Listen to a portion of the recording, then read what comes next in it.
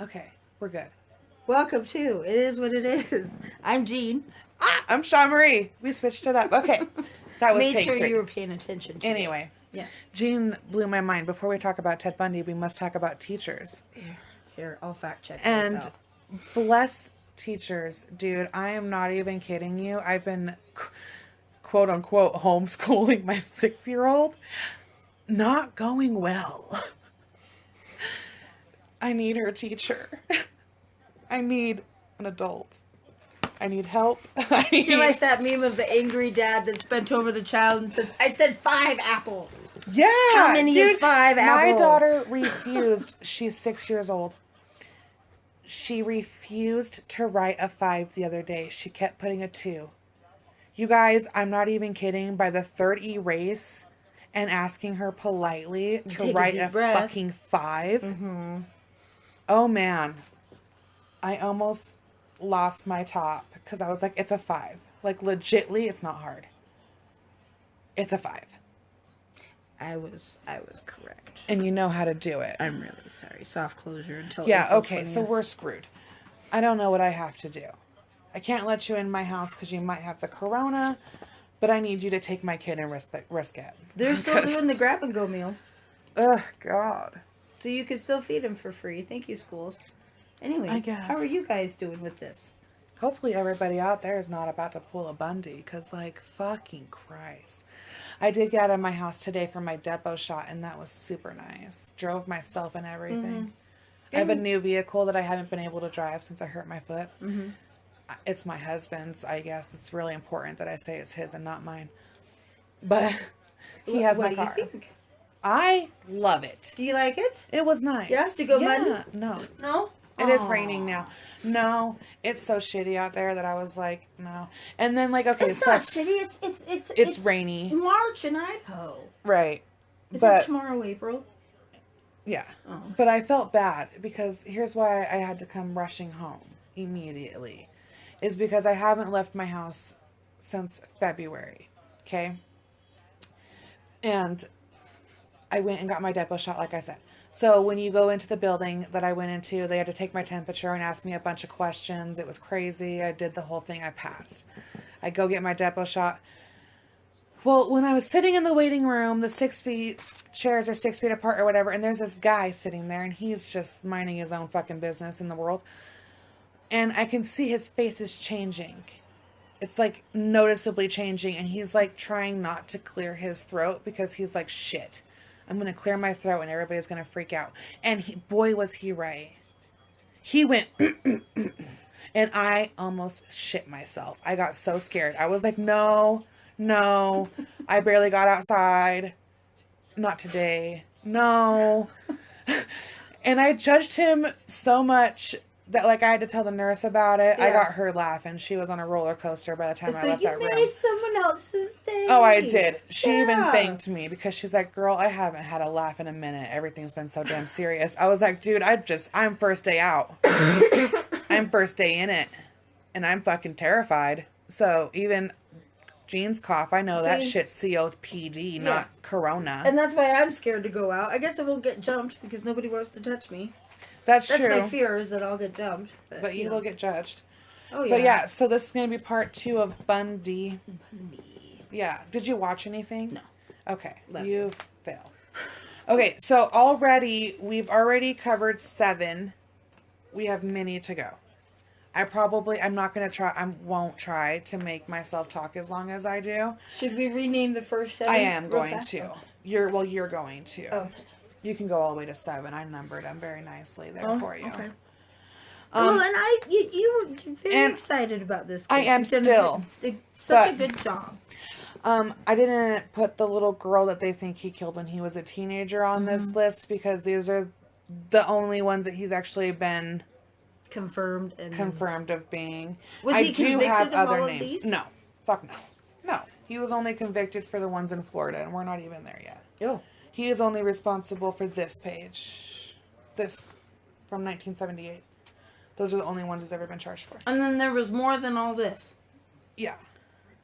Well, he did get a kidnapping charge for the one who got away, but we haven't gotten to her yet. Jesus Lord. But yeah, okay. So go ahead and do 1 through 7 on that and stop at Hawkins. Sure. Hawkins. All right, 1974 Ted Bundy victims. Number 1, January 4th. Yeah. Karen Sparks. She was 18 years old. February 1st, Lynda Healy, 21. Third victim was March 12th. Donna Manson. She was 19. Wow. That's so sad. They're all so young. Mm-hmm. And Karen Sparks did not die. Yeah. So she survived. Mm-hmm. Okay. April 17th is Susan Rancourt, 18 years old. May 6th was Roberta Parks, 22 years old. June 1st was Brenda Ball, 22. And June 11th was Georgeann Hawkins, 18 years old. And that's the 7 victims we talked about. Yeah. And now we're going to go to July. So June to July, and we're going to go to July 14th, and we're going to go to the Lake Sammamish. In Washington. Mm-hmm. And he did this in broad daylight in front of 40,000 people were there that day when this happened. Oh, wow. Yeah. It's insane. So, we'll start with Janice first. Janice Ott was 23 years old. She was 5 foot and 100 pounds. I don't know why that's important, but everybody says it is. So she's teeny. She's so small. Yeah. She's shorter than I am. Yes, and she was a very young-looking 23, they said. And even her pictures, like, you can tell. So, she was blonde hair, long, and she had green-gray eyes. They're really pretty. Oh. She worked as a probation caseworker for King County's youth in Seattle. So, she was a probation officer for kids in Seattle. And was educated in psychology and antisocial personality. So that was her background. Mm-hmm. So the fact that this happened to her is super, super, super, super sad. Because she went to college to learn about that stuff. To learn about those type of people. Oh, yeah. Yeah. And she felt that with her experience and kindness, she could help others find a special way in life and help them with their guidance. So that's why she chose her occupation. She was newlywed for only a year and a half. So that's super sad. Oh. Yeah. So the job that she worked for in Washington, being that probation officer, she had to leave behind her husband in Riverside, California. And, like, on the day of her disappearance, she was super bummed and, like, really missing her husband, they said. Mm-hmm. So, that was super, super sad. So he wasn't even in town? No. Oh, Jesus. Oh, and then she biked to Lake Sammamish. Witnesses said that she was seen talking to a man in a cast and that she was seen alive going away with him. And her body was found in a wooded area on Taylor Mountain with everybody else. So, and he confessed to that before his murder. So, she gets taken... What did I say? Murder. Oh, fuck, yeah. Before his execution. Whatever. Sorry, honey. I look at it differently, like I said. His execution. That was your sorry. subconscious speaking there. It really, truly was, because I didn't even think about it. His murder. Sorry. I guess I shouldn't say that he was murdered, even though I feel strongly. Anyway. So, that day, he takes her, and it's...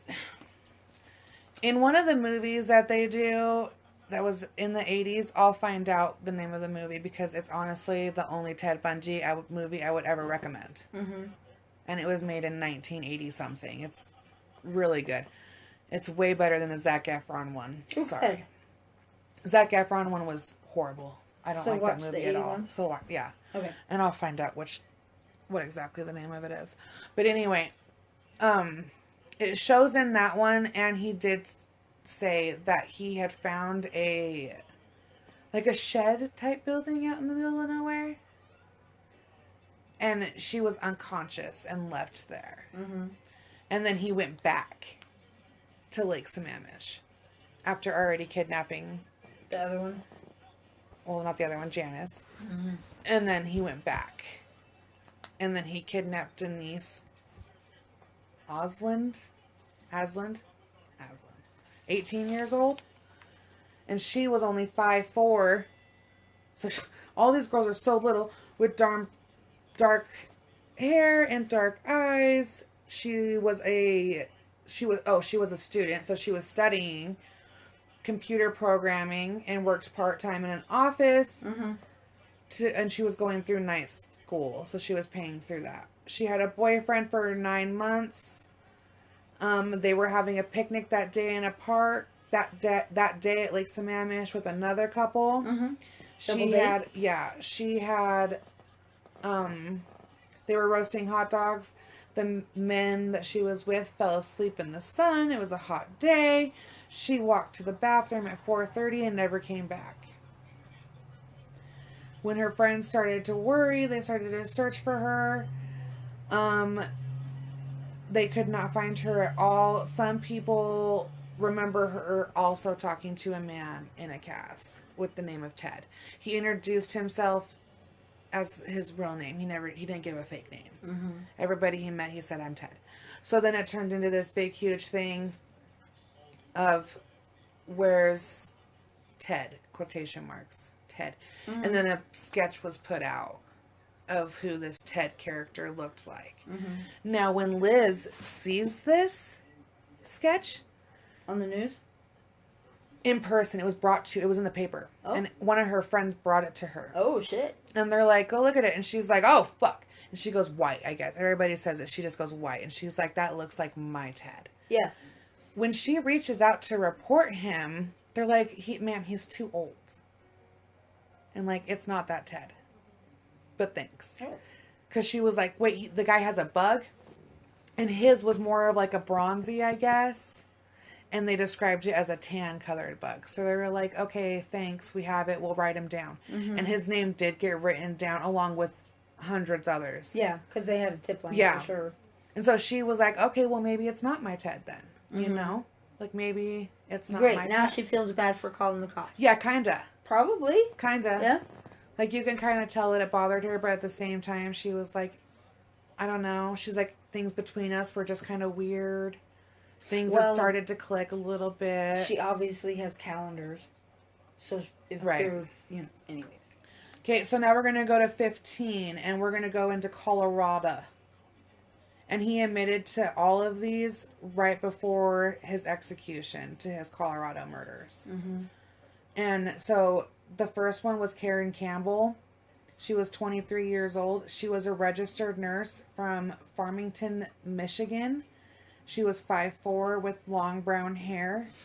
She was engaged to a cardiologist. Oh, wow. Oh, wow. That's really impressive. Who was 9 years older than her. And he had 2 children, so she was almost a stepmother of 2. Mm-hmm. They had gone to Aspen for a medical seminar / vacay. Mm-hmm. Karen had began to feel ill that day on January 12th and had an argument with her fiance about the date of their marriage. She wanted to marry soon, and he was in no hurry because this is his second marriage. Yeah. So they tiffed. Yeah. Because she was like, "Well, it's my first marriage. We can fucking do it Thursday." And he didn't want to.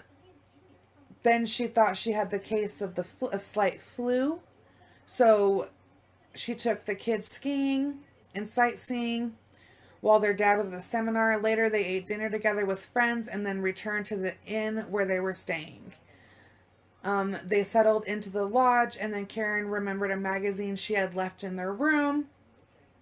And she went back to the room to get the magazine. So they went to the lodge from the room. Yeah. The lodge is a separate area, just so everybody knows. Just to go chill and hang out. Yeah, that's just where you chill at. Yeah, so she went back to the room to get the magazine. After she had been gone for a while, her fiance went to find her. She wasn't in the room. She wasn't anywhere to be found. He searched for her frantically and soon called the cops because she had simply vanished into thin air. He had packed up the kids and flew home and kept waiting for a call from Karen in California. Michigan. Wait. He went home? After some time, yes. It doesn't. Okay. He had children, though. Yeah. You can't just hang out for weeks at a time. Yeah. Okay. In Aspen. I mean, how fucking expensive is that? No, dude, go home. Jesus Christ. So he went home to Michigan. Sorry. Waited for her call. And on February 18th, she was found on a snowbank off of Owl Creek Road, not far from the inn that they were at. She was in a blood-stained snowbank, nude. She was battered and cut, and she had been sexually assaulted, and he confessed to her murder, like I said, right before his execution. So, what he's doing, what Ted's doing at this time in his life, is he is secretly killing them. Mm-hmm. What he's doing when he confesses to them is he is trying to get what they call bones for time. Mm-hmm. And he has reached out to Idaho, California, Utah, Oregon, Wyoming, Washington.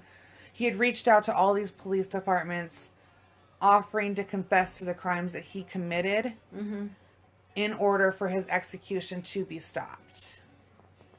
So that's where the information from these murders come from. I'll get into that more when we actually go to court and all that nonsense. We haven't gotten captured yet. So these ones are going to go pretty quick because nothing's stopping us. Yeah. So we're going to 16. And all this time it's for work? All this traveling, what's his explanation to Liz? Oh, he doesn't give one. A bunch of the times he would just stop talking to her. Like he would pick a fight with her and then just go. And then he would return a couple days later. He wasn't really big into like, this is where I'm going, honey boo child. That's not what he did. He was just like, I'll be back when I'm back. Oh, it just seems like he traveled a long effing way a bunch of times. He did. And he would go back and revisit these bodies too. It's insane. He would drive hours back to go revisit and spend time with them. And he was a necrophiliac. Yeah. And so everybody doesn't know what that means. He was into boning dead chicks. So. It's super gross. It's super gross. I think that's the worst part. But I truly believe that like when you pass, you pass. It's just a body then. Yeah. You know what I mean? Yeah. So it's super gross and I don't feel disrespectful saying that. Well, it is what it is. You didn't make it up. Yeah, no. You know, so it's super fucking gross. Yeah, it wasn't my idea. It's super fucking nasty. Yeah. And that's like a big negative check for him, besides being a murderer. Oh, yeah. That's what I don't dig. Oh, because to stalk the victims and watch them and wait for the perfect time and be able to... So... Oh, and sorry. And she, like I said, it was the Wildwood Inn in Aspen, Colorado is where she came up missing in 1996. And this is 1996, 1995. Areas. Okay, so Julie Cunningham was 26 years old. She was disappeared, kidnapped, reported missing on March 15th, 1975 in Vail, Colorado. Her body has never been found. She was, and I'm reading this, no one judge me. She was considered to be very attractive. She was a very nice woman. She worked in a sporting goods store while working part-time as a ski instructor. She had, a sad history with guys. That stuff never worked out well. Often fell for the quote-unquote wrong type. Only to be heard sometimes with the great old, it was great, I'll call you later line. Yeah. She got that a lot. So the week she disappeared, she had a heartbreak where we had broken up. She thought she had found the right one in Sun Valley. They went and had a weekend together, and he had no interest in a long-term relationship, which broke her heart because she wanted marriage and kids. So that's super sad. She was in the wrong atmosphere for finding a lasting relationship, so she moved back to Colorado. Yeah. Sad and depressed on March 15th. This is the day she goes missing. She talked to her mother for the last time on the telephone. Oh, honey. She described that she needed a break and was going to go leave for the local bar. She was going to go out to the bar, is what she tells her mom. She told her mom her roommate would be there. The roommate was there. She never arrived to the bar. She never made it to the bar. So thank God she at least got to talk to her mom for the last time. Yeah. It was super sad. And then, okay, oh wait, I just jumped ahead. And did 15. Haha. Sorry. Oh well. So, that's all right. Yeah. It's 15? Yeah. Jesus. Yeah, I just jumped ahead. That was 15. I shouldn't have told you about Karen yet. Or Julie, but I did. So, I did. But, it doesn't matter really though, because he still did those in the same area, because we're still in Utah and Colorado. So it doesn't really matter. It kind of does though, because I did skip over the one who got away, which is fine, because we will go and talk about her right now, and she's awesome. Well, we're not going to talk about her just yet. Okay. Because we got to talk about one more that I have to admit to being skipped over. And this is super sad, and I don't want to. Maybe that's why I jumped over hers, is because hers is sad. Do you want me to read it? She was a kid. She was just a kid. Oh, damn it. Yeah. Okay. Okay, so if you want to, this is hers. Right there. Laura. Yeah, you can go ahead and read her. Okay. 17. We'll repeat her name so everybody else can hear it. Laura Amy. 17 years old. She disappeared October 31st, 1974. Out of Lehi, Utah. She was found November 7th, 1974 in Wasatch Mountains? Wasatch, yeah, or something like that. It's a native mountain. Is that in Washington?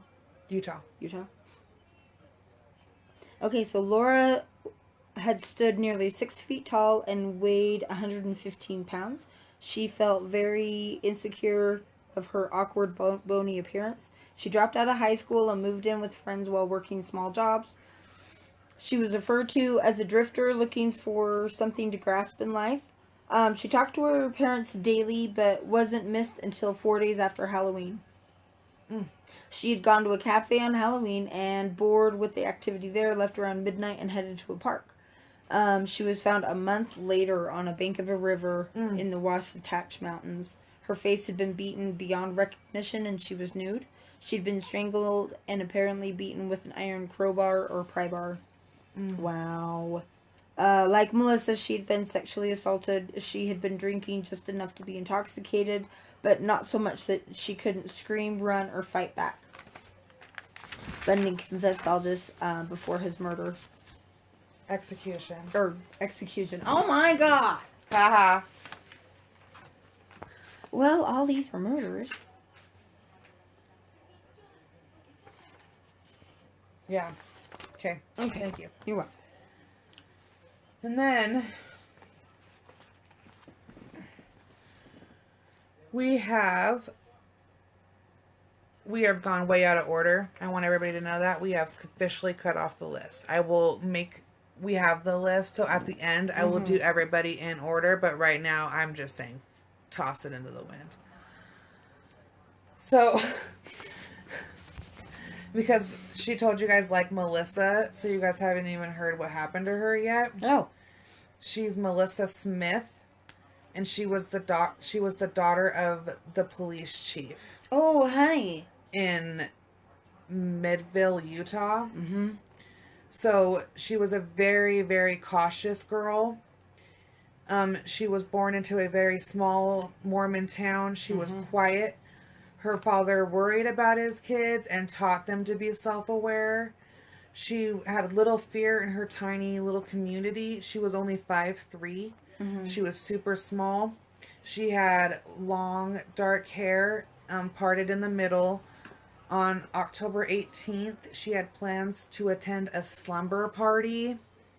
She ended up walking to the local pizza parlor to meet up with a friend and her boyfriend. After this, she left her overnight clothes to go to a party, and she never made it home.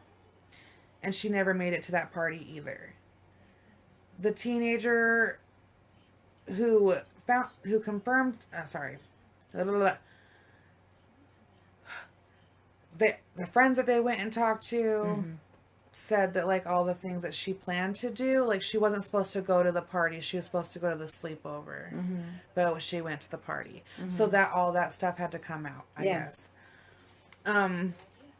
They don't know a bunch about her, so I don't want to be judged for this. I do know a bunch about her case, but not like exactly what happened. Yeah. Because it is one of the ones he confessed to at the end. So do not judge me. Don't Utah people judge me.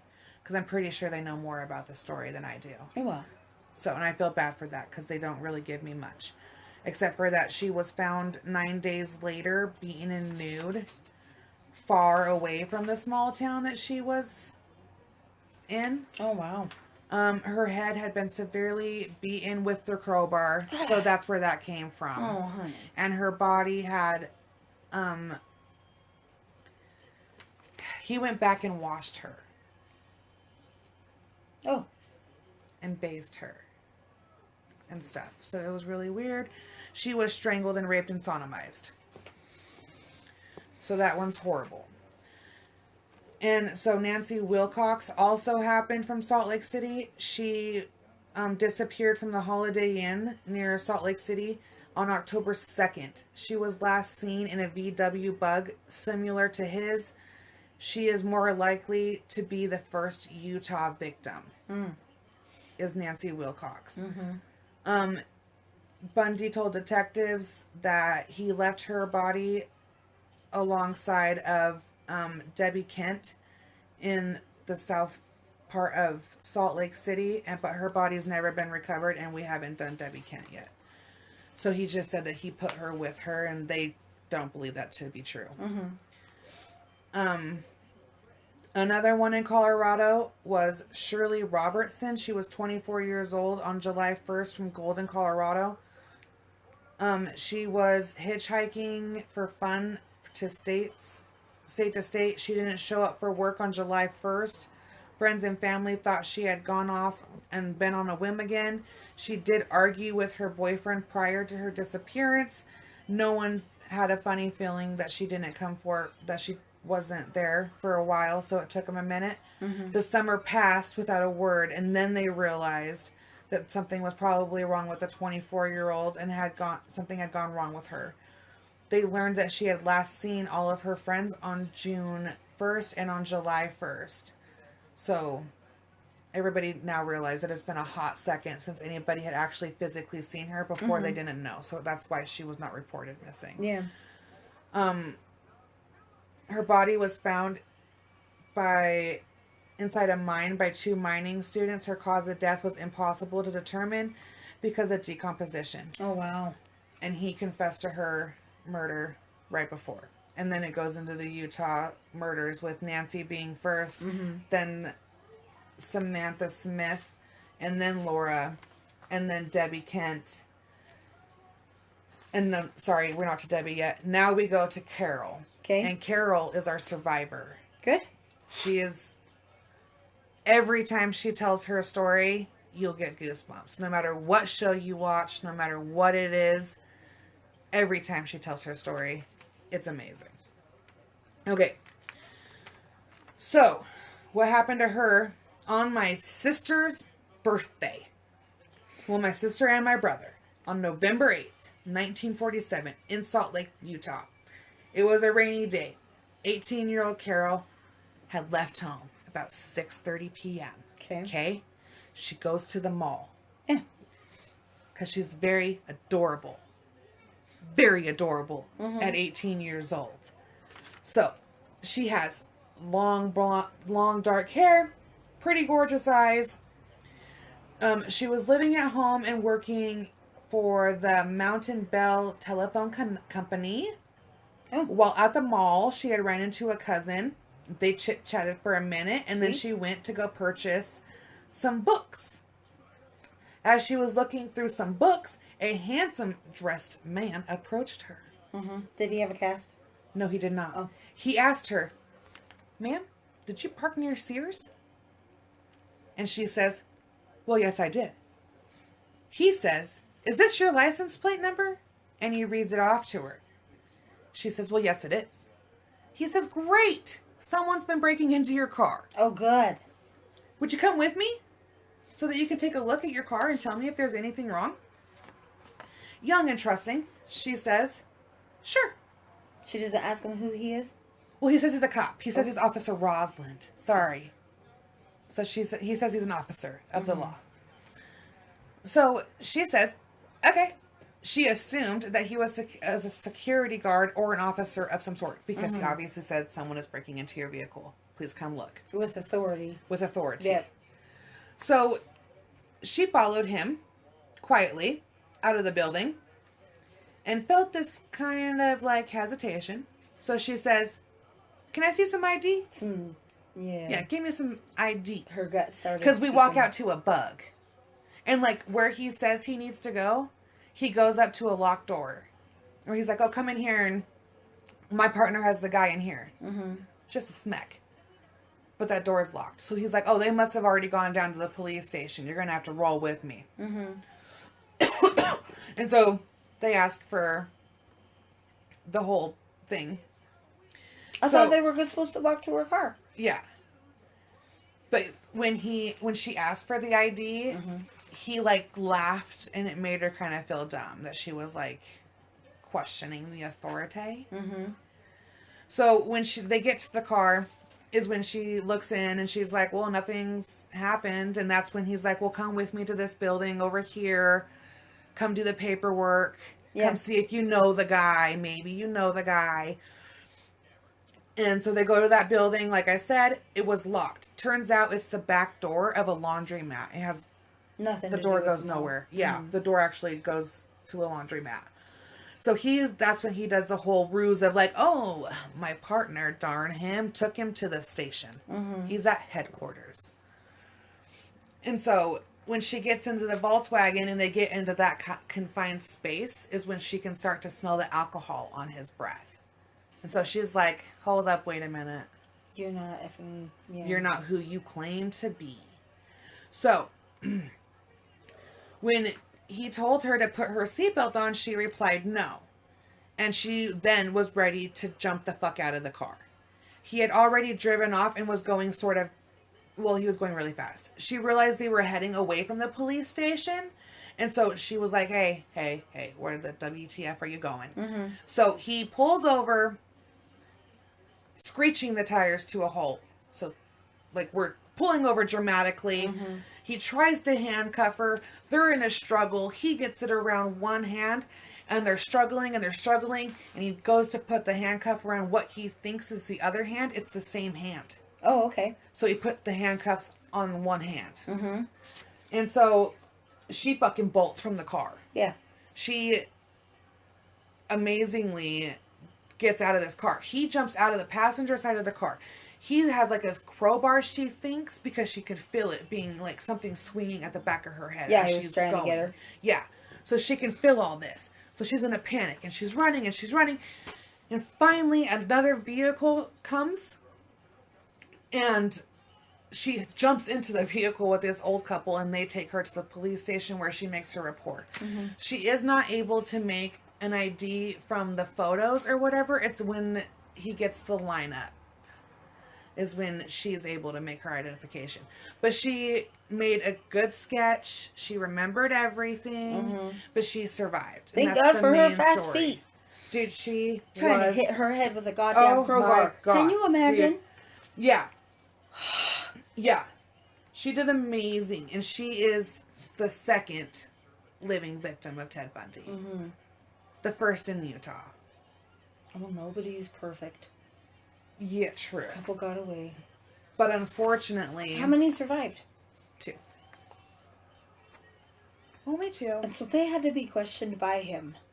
At court. Oh my God.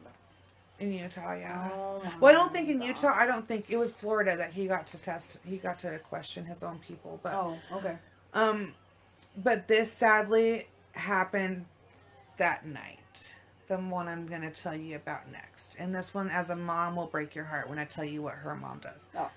Anyway, so after 13 gets away, oh, and by the way, I want you to know that one of the things that broke my heart that Carol thought about is like she thought that she told herself she had to fight because if he killed her, her parents would never find her body. Oh. And to know that like that's one of the things that you think about.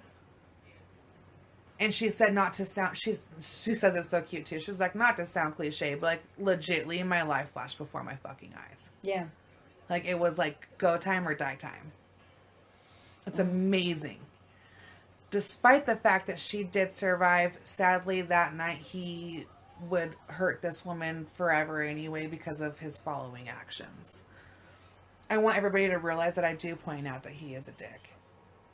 Even though I said he's hot, he's still a douche. No, as a master manipulator, psychopath, narcissist, everything. So, Debbie Kent is 17 years old and in Bountiful, Utah. Her body has never been found. She was a pretty little girl with long brown hair, her hair parted in the middle. Her father was recovering from a heart attack the night of November 8th. He was feeling well enough to attend a school play. Sweet. With Debbie and her mother. They dropped her younger brother off at a local skating rink and went to the high school. Debbie called the skating rink to talk to her little brother and let them know the play wouldn't end until after 10. And then she went back to her seat. She offered to pick up her little brother while her parents stayed behind at the school and hurried away to the parking lot around 10:30 p.m.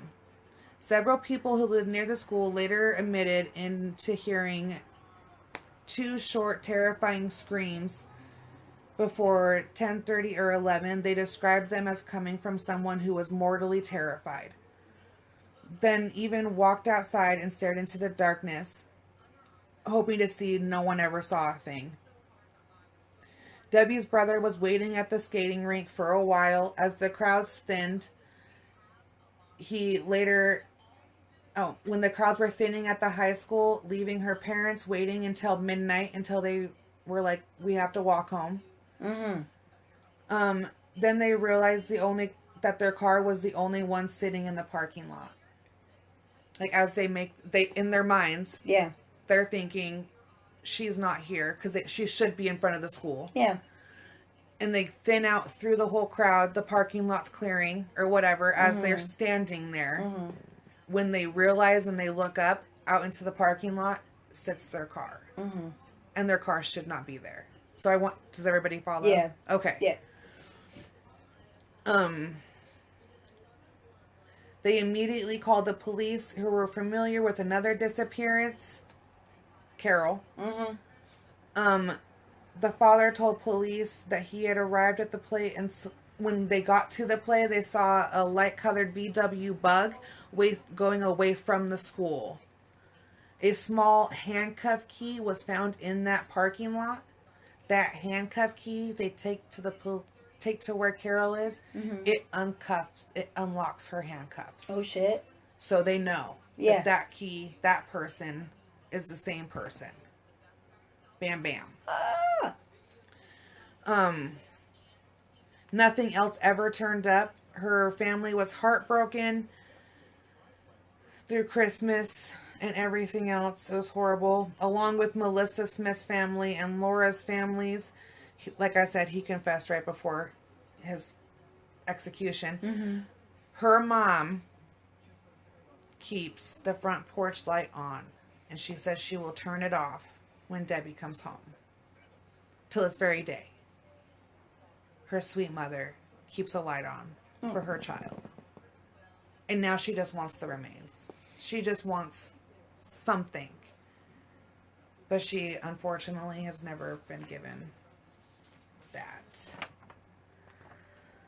So, then Nancy Bird, and he, like, it's Beard. I call it Bird, but it's like Beard. So like, it's like fancy, but French. not fancy. Kind of. But she she disappeared on July 4th. He is never, this is a maybe victim, but I do want to tell you guys about them. Mm-hmm. What little I know. She disappeared, like I said, July 4th, 1975 from Layton, Utah. She's never been found. She disappeared from a gas station where she was working at. Part of her routine was working to establish, she liked to establish customer relations. I don't know why that was so hard for me to think of. But she was working hard at being a good person in life. Mm-hmm. And excelling and trying to exceed. So she was nice to everybody? Mm-hmm. Mm-hmm. Yep. Her workplace environment placed her pretty much at a medium to higher risk because she was alone at night in a gas station when she came up missing. So, and back then, Layton, even though it's still not that big today, was smaller, obviously, back in the day. Yeah. And we don't know about her, but it was just same time, felt right type of shit. Mm-hmm.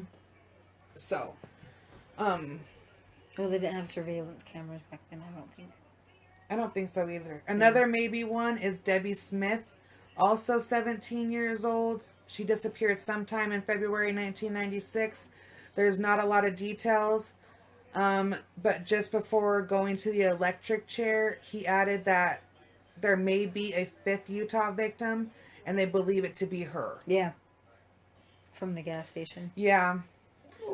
He did admit right before death to Sue Curtis, who was 15 years old, who disappeared June 28th, 1975 from Layton, Utah. Her body's never been found. That's it. And that her body was alongside the highway with the other girl. Mm-hmm. In Price, Utah, is where he said he disposed of her. Mm. So that. And then another one. Oh, now we're going into Oregon. Now these are the Oregon murders. This is, you say her name because I don't want to fuck that up. Rita Lorraine Jolly. Okay, I like your name. She disappeared June 1973 from Westland. I don't know where that is. I couldn't find anything about her, so I went and looked her up. If I could have found their original articles, I did copy and paste what their articles said. Mm-hmm. If Wikipedia had no information for them. So I did do like a little bit of side research on a couple of them. She left her residence on Howard Road in West Lynn, Oregon. She left at 7:15 p.m. on June 29th, 1973. She had planned to go for a walk and never came home. She was last seen by someone at believed to be 8:30 or 9 p.m., walking up a hill on Sunset Avenue. She was never seen or heard from again. Vicki Lynn Holler, from 24. She was 24 years old. She's also from Oregon. She disappeared August of 73. No details were last given except for on August 28th, 1973. Entering her car, a black 1965 Volkswagen Bug with Louisiana license plates saying GR7738, with running boards removed from the vehicle. in a parking lot on 8th Avenue and Washington Street. She was last seen leaving work at Bon Marché, which back in the day was Macy's. Well, not Macy's. Back in the day. Today it's Macy's. Yeah. Where she had been employed for 2 weeks. She was possibly headed home to her apartment that she shared with 5 other people on the 600 block of West 27th Avenue. She planned to meet up with friends that night to attend a party in the neighborhood. She had a habit of picking up hitchhikers because she moved from Louisiana the previous June to Oregon. Mm-hmm. So she wasn't accustomed to Oregon life. She was still nice and sweet Louisiana life. Mm-hmm. So, after I certainly wouldn't pick up a hitchhiker in Louisiana. Are you kidding me? Down well, fuck no. I think that's scarier than Oregon. But according to this, it wasn't. No, Jean, I don't know. No, ma'am. She moved up to Oregon after graduating college in Louisiana. Yeah. Her car and her purse have never, ever, ever been recovered. Poof. Okay. Where in Oregon was this again? Eugene? Hold on, I will tell you. Damn it, I'm sorry. You're fine. It's 20. She has 20 pages here. I folks, do. Of research. Yeah, Eugene. Eugene, Oregon. Eugene, Oregon. See, yes, ma'am. Cliffy and Gorges, and it's just baffling they haven't found it yet. 20 years later. Yep. Well, and now we're gonna go.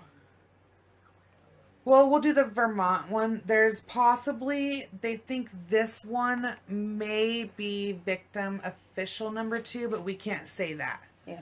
So she might have been number 2 just because this was in 1971. So this is before his official killing starts in Vermont. What's her name? Rita Curran. Yep. She's 24 years old. She was murdered July 19th, 1971 in Vermont. She was very pretty. She was shy with long dark hair. She taught 2nd grade and worked summers as a hotel maid. She spent most of her time working and helping handicapped children. Sweet. The hotel was next door to his unwed mother's home, Ted Bundy, where he was born. She was hoping to find a good man. She turned 24. She got her own apartment with one other girl. Then we found the apartment. Now we're on the hike for a good man. That summer was her goal that she wanted to get married and start having children. So that summer was a summer of love in her eyes. Mm-hmm. Her roommate and her friend left her alone in the apartment around 11:30 p.m. Her and her other friend, they leave her home alone. When they returned, they talked for a while, assuming that she was in her bedroom asleep. Yeah. When they walked into the bedroom, they found her bludgeoned, nude. So that's why they killed her right then and there, huh? In her bedroom. Oh my God. So and she was in her bedroom for a couple hours before her friends were like, well, maybe we should go check on her because we haven't seen her in a hot second. So, unfortunately. Okay, so now we're going to go to, before I go to Utah, Florida, I want to finish every other crime up here in our states. Okay. Up here. Sure. So we'll do Idaho and then we'll shoot down to Florida. So during Carol's, I want to go back to her before we do we'll do Idaho and then we'll do her court and then we'll travel on because that's how this leads to be. Chain of events. Yeah, chain of events happens. So the Idaho murders, there are 2 Idaho murders that he confessed to. The one he said he does not know her name. It was between Idaho and Washington. She was a hitchhiker. We don't even know if she was an Idaho native or anything, or if she was just hitchhiking through the state of Idaho and came across Bundy. We don't know. Yeah. This victim was from Idaho. She was from Pocatello, Idaho. Her name was Lynette Covert. She was 13 years old. She disappeared May 1975. She was last seen at her school on May 6th. She was last seen at the Alameda Junior High School on a lunch break. In Pokey? Yep. And never seen from again. Some people thought that she had ran away. I don't know why they always think that. But to the nearby Indian reservation, I guess, is what they had thought she had run away to. Was there a cute guy So there probably that she Fort liked? Hall. Who knows? Yeah. I'm not 100% sure. But he did say right before he died that he did do it, and his photo is in her packet. It's not a solved case, but his photo is in there saying that he did admit. He says that he took her back to his hotel in Pocatello, strangled her, drowned her in the bathtub, and dumped her body in the Snake River after he raped her from the school. So that's why he says her remains have never been found. And looking up this murder for her, because they didn't give a bunch of information, I don't know. Pocatello is shady to me. It led me on to more things I did not know. She is not the first girl to go missing back then from Pocatello. That young. Never heard about this shit a day in my life. And I used to pride myself on knowing like all of them. But in July of 1978, 12-year-old Tina Anderson, 12 years old, and 15-year-old Patricia Campbell, disappeared. Their bodies were found near what the fuck county is that? Oneida County. Oneida County in Idaho in October. And then 14-year-old Lynda Smith disappeared in June 81, and her body was found in May 82. The last murder. They didn't find that little girl for a year. Is that what you just said? Yeah, and then a murder of 14-year-old Cindy Bringhurst, who disappeared in June, and her body was found months later in the south of Pocatello. All of these cases are unsolved. All of them. I can't even imagine not having the closure of your baby. 5 girls in that age group disappear in Pocatello, and it's still unsolved. 5 babies, just... Why did he jump from 17, But they don't know... 18, 20s to 14, 15 babies? I don't know. In Idaho. She was one of the youngest 3 of his victims. So, it's horrible. They say that he might be responsible, but they do not feel comfortable saying that Ted Bundy is responsible for the 5 that were already missing. Lynette was the youngest of 3 children, one of whom died before she was born, so the parents have already gone through a loss, and then this happens. She was born in Washington and then moved to Idaho in 1967. Yeah. And her parents lived on Fairbanks Street in Pocatello. She had a good relationship with her family. In 1975, she was a 7th grader. She was a good student. And she was considered to be a very normal preteen, although she did have some problems with school truancy. She is still, to this very day, listed as a missing person. So, yeah. To this very day. I quietly wonder if they would have just given him life, how many more Well, the thing we would have is, found out. the thing is his, well, I don't want to tell you yet. Okay. I don't want to tell you yet. All right. I can't. Let's just be... I'm sorry. Wow. So, I'm going to... He's busy. Dude, busiest dude in the world. Did he... I guess I forgot. Did he just have a millionaire inheritance? What did this man do for No, he work? just stole. That's a lot of He fucking stole gas money. He stole. That's what he did. Okay. credit cards and stuff like that. That was his hustle. Oh. In August 1975, he was arrested by the Utah Highway Patrol officer Bob Hayward. Get it? No, okay. In Granger. That is another Salt Lake City splice-off suburb. He observed Ted Bundy cruising a residential area in the pre-dawn hours. And when he went to turn on the lights, the blues, Ted Bundy fucking zoomed off. Yeah. So obviously you're guilty of something. Yeah. So when they stop his car, he looks over, does the flashlighty thing, you know. Mm-hmm. Left to right. Where are you coming from? Yeah, what you doing? Where you coming from? Who you be? And then he noticed that the passenger seat of the vehicle was removed. Odd. Wow. And it was placed on the rear seat. Oh. Why is your passenger seat on your back seat? Was he adding a subwoofer maybe? No one asks.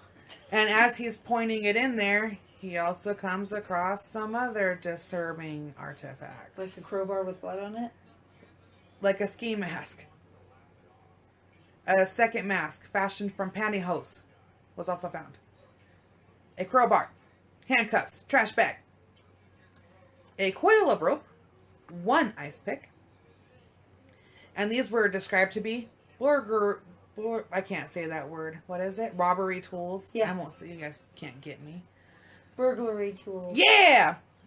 He explained. He says, "Hey guys, calm down.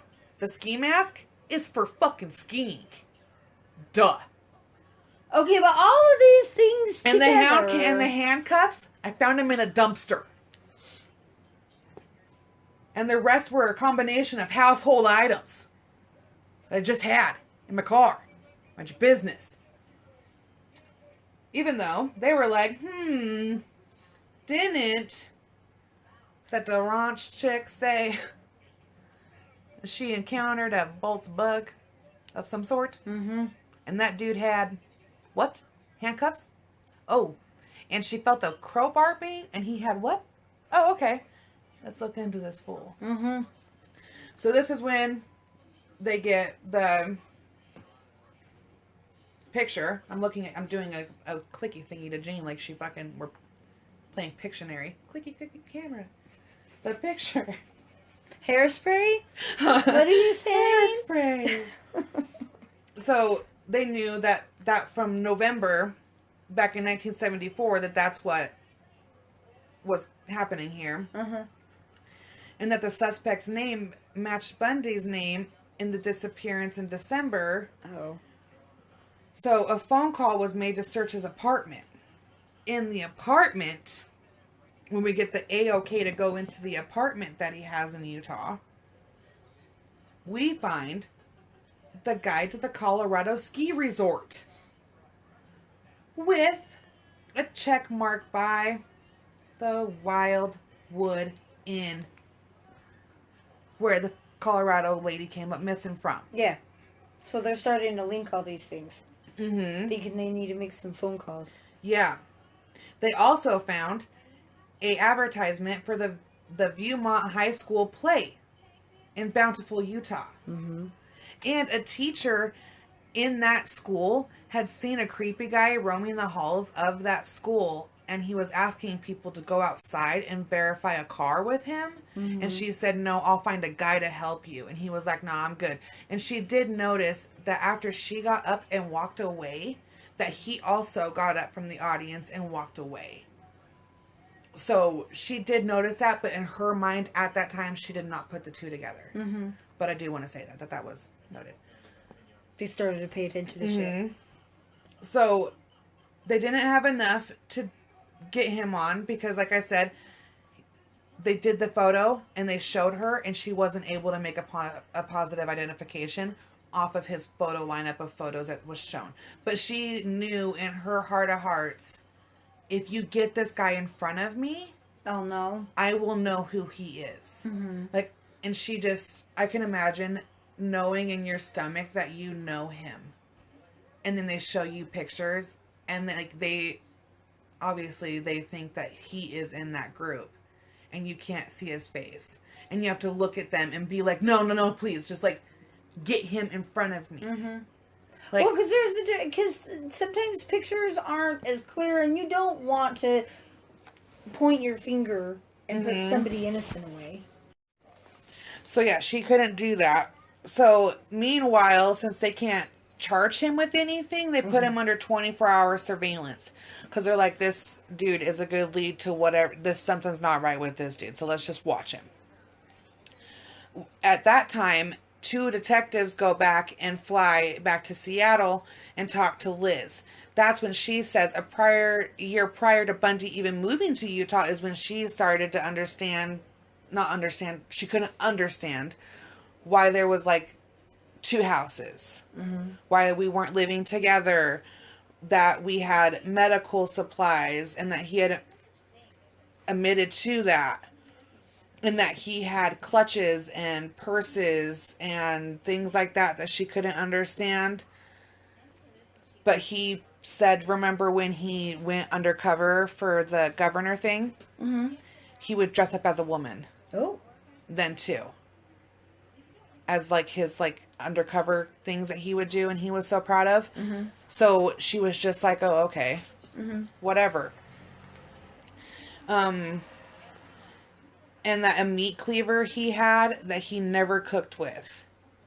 And that there was additional weird objects that she also told them about surgical gloves.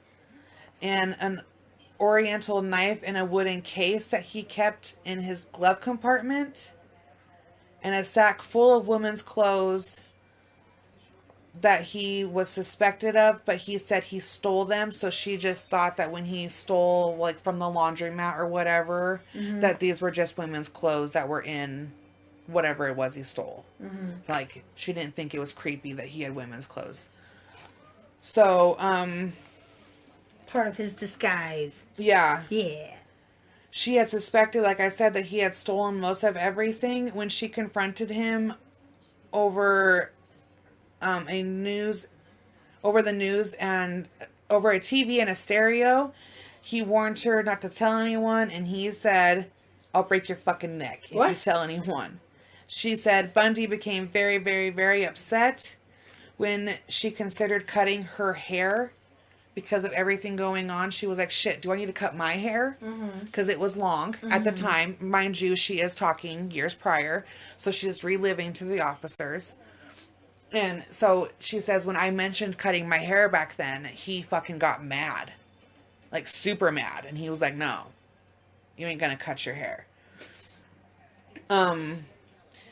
Then she said sometimes she would awaken in the middle of the night and find him under the clovers, under the clovers, looking at her body with a flashlight, examining her. Weird. He kept a lug wrench taped up halfway on the handle in the car. Which he told her is for protection. So then they confirm that she obviously has nothing to do with this. On any of the nights in the Pacific Northwest that the victims had vanished, was she a part of any of it, nor on the day that Ott or Naslund were taken and abducted. Shortly thereafter, she was then interviewed by Seattle's homicide, because now Seattle has learned of what he did in Utah. And the murders abruptly stopped in Seattle and started in Utah. No one even knew about Colorado. Oh, wow. And all this shit happening in Colorado. For some odd reason. I don't know why.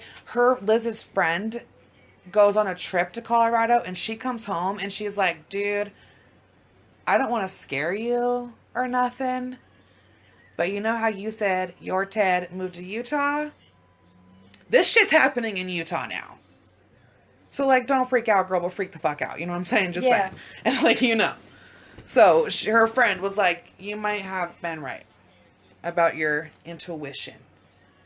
In September. Oh, because she thought that it was him, and she called the cops, and they said, no, it's the wrong Ted. Fuck off. Did she call the cops again? Yeah. Oh, and tell him about Colorado? Dude, she wasn't even taken seriously. How did the friend know about Colorado? She didn't.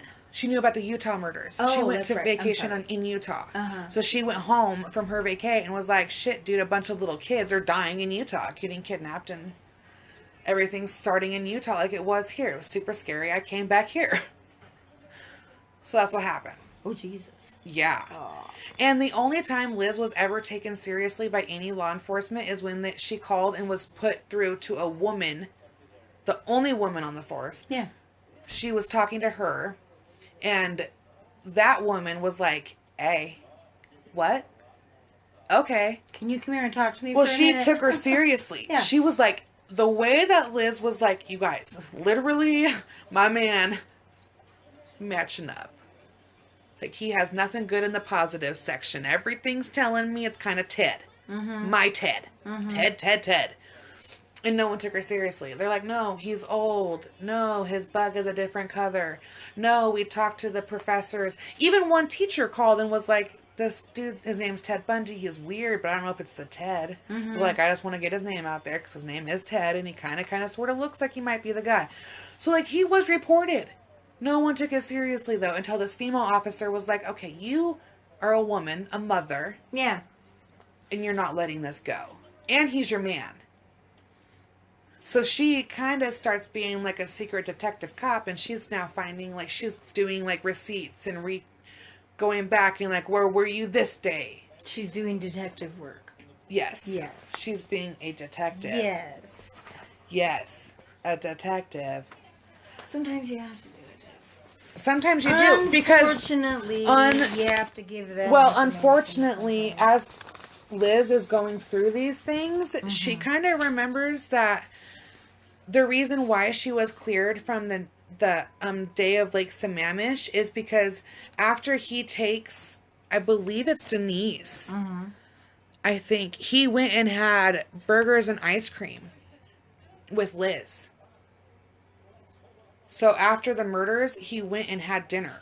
Yeah. And called her and was like, oh, I'm hungry. You hungry? I'm hungry. So, and she used to have nightmares. She said that she would have nightmares about helping him dispose of victims and stuff. Just because she never knew. Mm-hmm. And her one friend said something that I'm pretty sure scarred her to this very day. Yeah. She said, wouldn't you know if that was your Ted? Like, wouldn't you know? And so she was like, well, yeah, I guess I would. So it's not my Ted. Like, my Ted's weird, but, like, he's not killer weird. Oh, but back in, they didn't know a lot about mental health back then. You know? I don't know. That would just scar me for life. But like I said, in September, he sold his bug to a teenager, a Midville teenager. Mm-hmm. Yep. And the Utah police went and got it and impounded it. Imagine being that teenager. Damn it, he didn't get his $75 back. You're like, I got my car. And then the cops came and took it. Mm-hmm. It was a nice car. Kind of genius, though. So, they did do a search on that car, and they found hair matches to Karen Campbell. And they also found hair from Melissa Smith, and Carol's hair was also in that car. And Roberta Nail's hair was also present in that vehicle. And so, these Did they start talking to the other police stations at this point?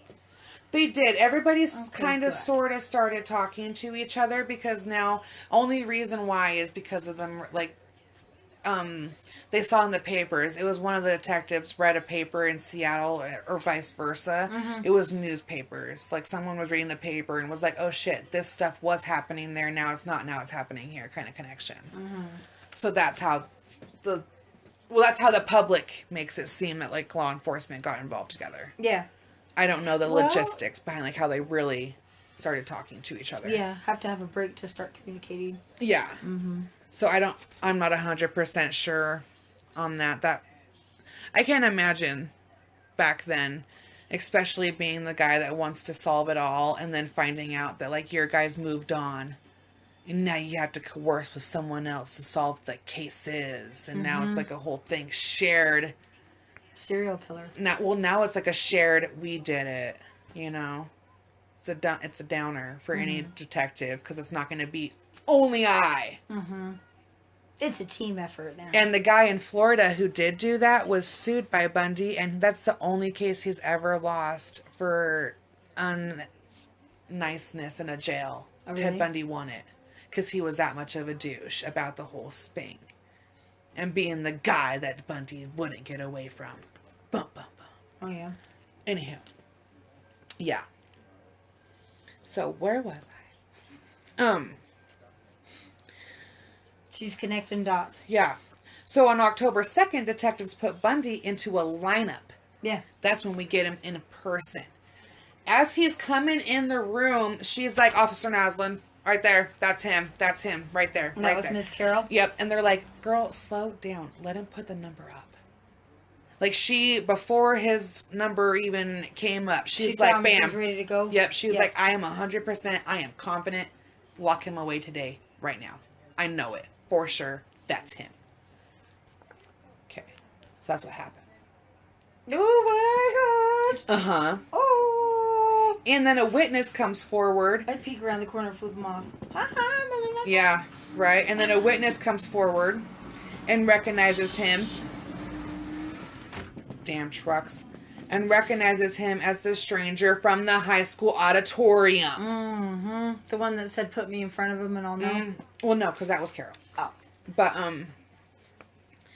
the evidence that linked Deborah Kent, whose body was never found, was the DNA because there was a skeleton found near the high school that years later was identified to be her. So that's what a DNA analysis completed that case. There was enough evidence to charge him with aggressive kidnapping and an attempted criminal bad guyness. Assault. That's what it is.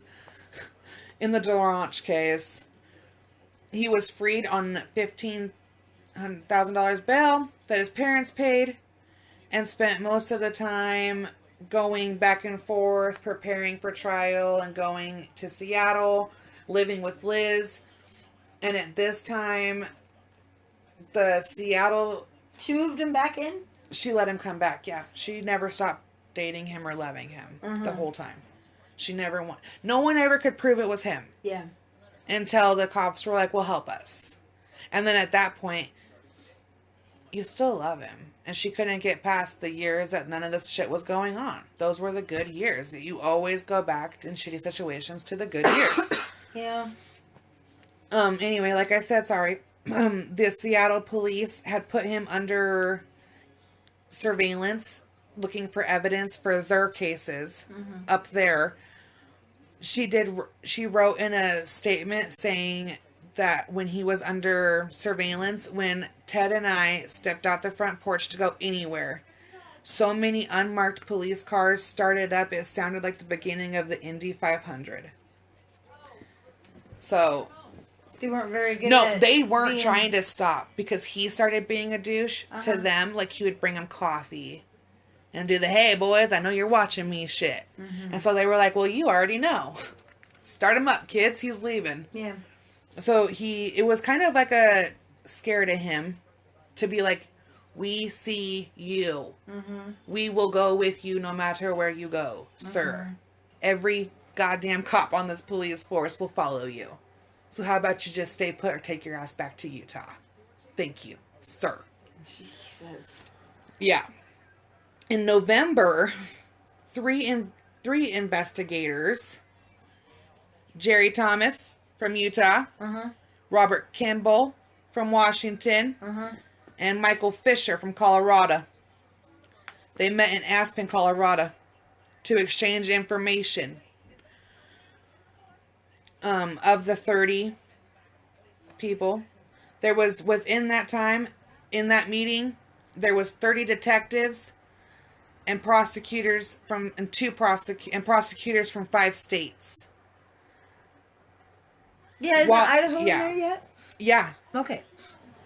After they left their meeting, they convinced that Bundy was the murderer. They thought that they were going to agree and find the evidence that would be needed to charge him. So it was like, we agree, but now let's come together. Let's find out what evidence we all need so that we all can make sure we all get our convictions for murder from this guy. In February of 1976, he stood trial for the kidnapping. On advisement of his attorney, he waived his rights to a jury trial and just presented the case to the judge. And this was in Utah? Yes. Okay. On the fourth day of the bench trial and a weekend of deliberation, Judge Howard Hanson Jr. found him guilty of kidnapping and assault. In June, he was sentenced to 1 to 15 years in the Utah State Penitentiary. God. In October, he was found hiding. This is so embarrassing for him. He was found hiding in the bushes at the prison, in the prison yard. Oh, because he was trying to escape? He was going to escape, Yeah. behind the bush. And he was carrying an escape road kit containing road maps, an airline schedule, and a social security card, and several weeks' worth of commissary items. Later that month, Colorado authorities were like, guess what, fucker? We got you for the Campbell murder. Boom, bitch. Longtime resident. After a long time of doing that, they got the extradition. He waived it. Yeah. He would be transferred to Aspen in January 1977. In Aspen, Colorado, the jail that he was taken to, bless its heart, was so little. Yeah. And so cute. On June 7th, 1977, he was transported the 40 miles from the Garfield County Jail in Glenwood Parks to Piatt County Courthouse in Aspen. Piatt County? Piatt County in Aspen for preliminary hearings. He was elected to serve as his own attorney at the time. As such, the judge said, this man does not need to be in handcuffs or in shackles. Undo both. Because then he cannot do proper lawyer investigating with handcuffs and shackles on. He could not. Presentations? Sure. Yeah. That's what he said. During a recess, he went to the court's law library to research his case. The guard at the time was like, we've done this for a couple of days now, sir. He's like, I'm going to have my cigarette. Bundy's like, go ahead, sure, fine, yeah. Sure. Go. Hopped out the window on him. 2 stories up.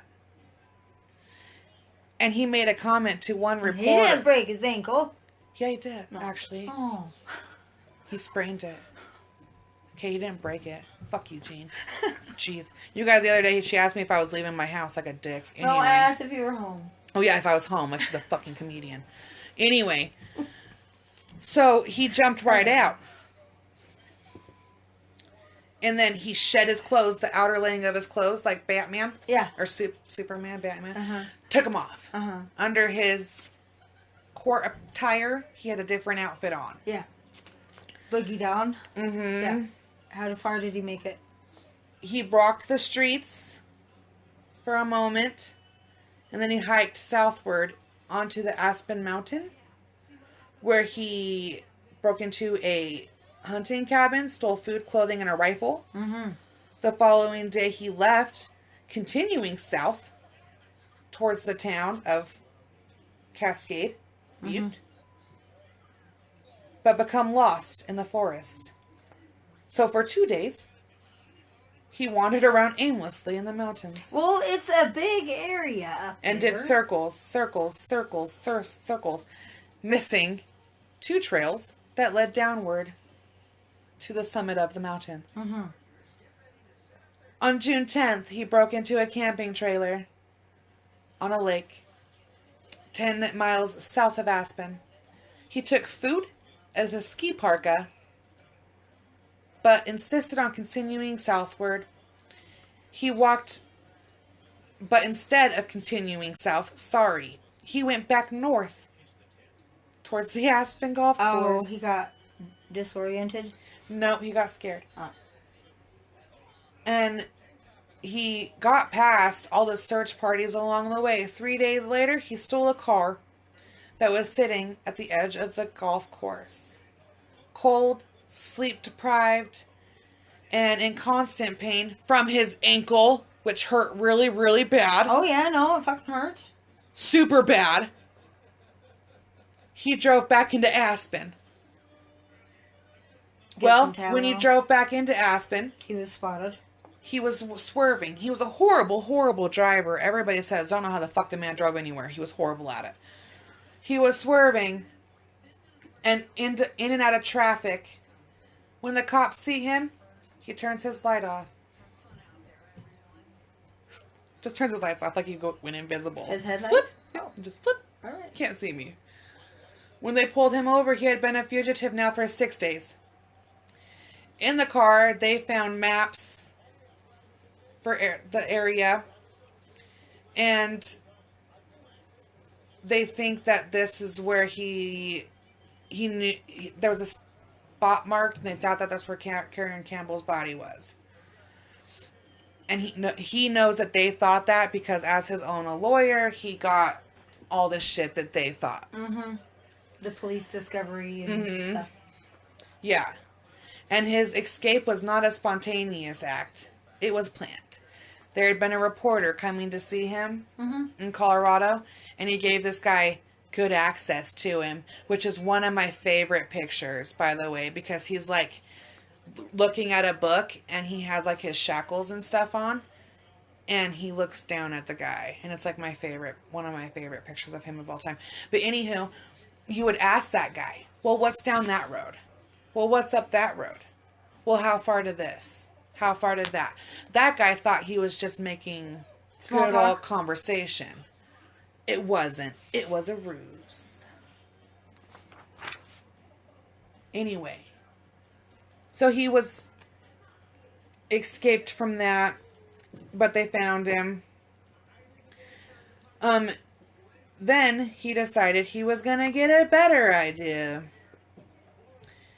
He was going to escape again. And he made comments about this escape too. Oh, really? Yes. Braggy pants? Yes. Ow. Okay. He got a detailed floor plan of the jail and had a hacksaw blade that he had gotten from other inmates. He accumulated $500 in cash and smuggled into him over a 6-month period of time. Wow. Yes. He said, later by visitors like, at the time, his good old friend, Carol Ann Boone, a.k.a. Sean Marie Ann Johnson. She was one of the people.